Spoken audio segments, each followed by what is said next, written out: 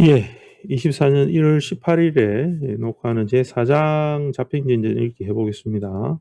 앞에서 이제 그 시분성에 대한 전반적인 그냥 설명을 좀 우리가 3장에서 읽었는데, 4장에서는 식간의 이제 합에 대한 것을 이야기하죠. 그죠?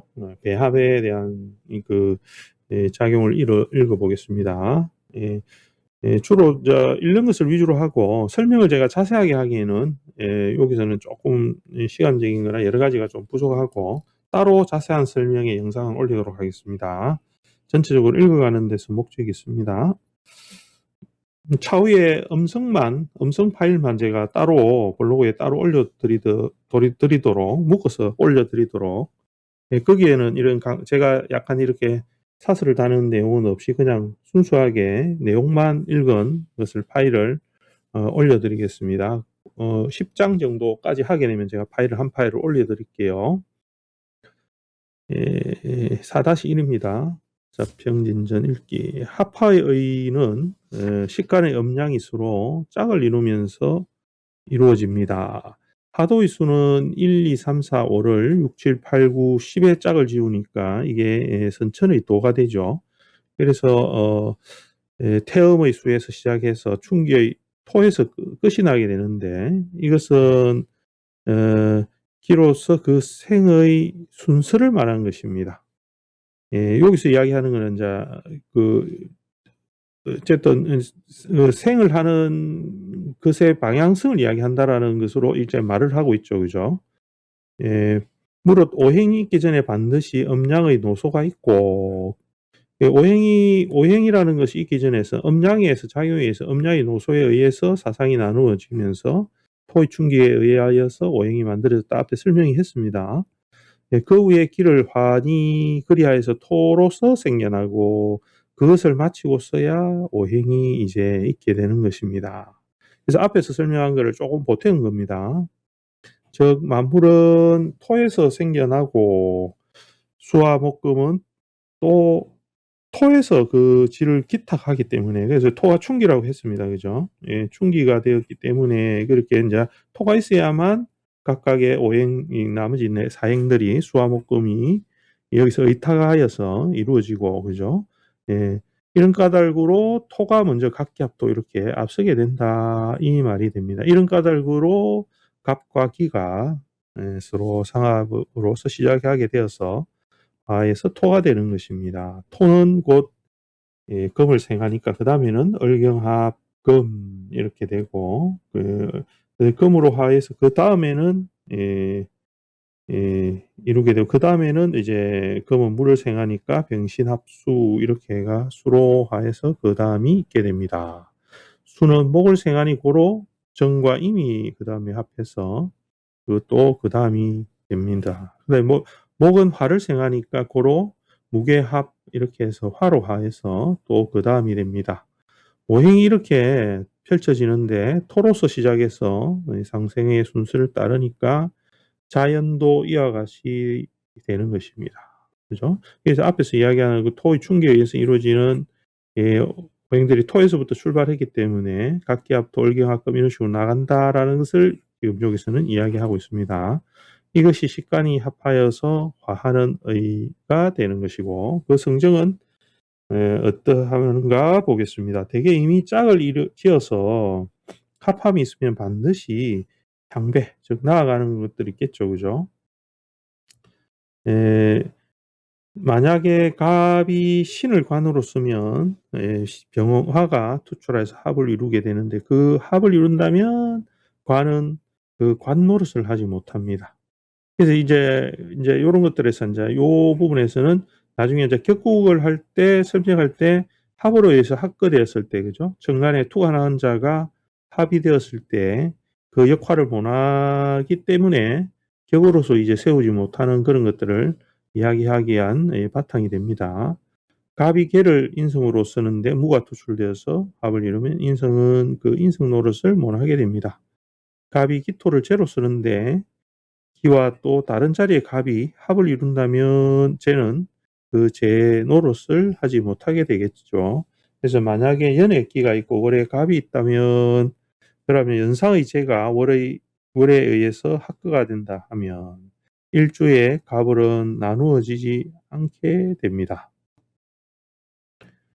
년에 갑이 있고 월에 기가 있을 경우에는 월상의 재가 년에 의하여 합거가 되면 일주의 갑을은 이와 더불지 않습니다.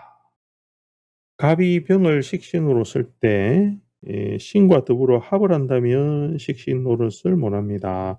이것이 사희신이 합으로 인하여 설모가 없게 되는 것입니다. 이제 여기서 이야기하는 건 전부 다 어떤 합되어 가지고 그죠? 변화되는 그 모양을 이야기를 크게 이제 이야기를 하고 있습니다.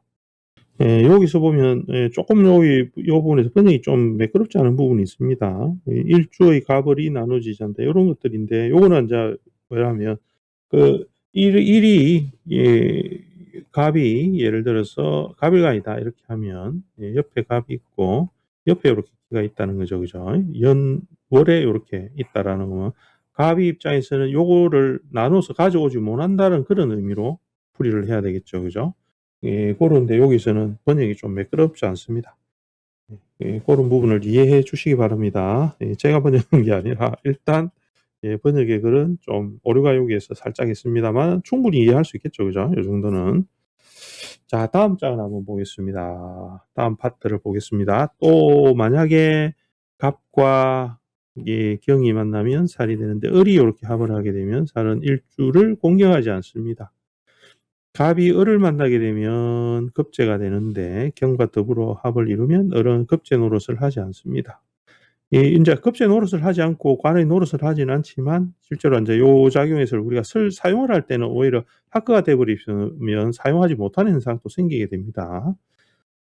갑이 정을 만나면 오타네요. 만나면 상관이 되는데 정과 더불어 합을 이루면 상관 노릇을 하지 않습니다.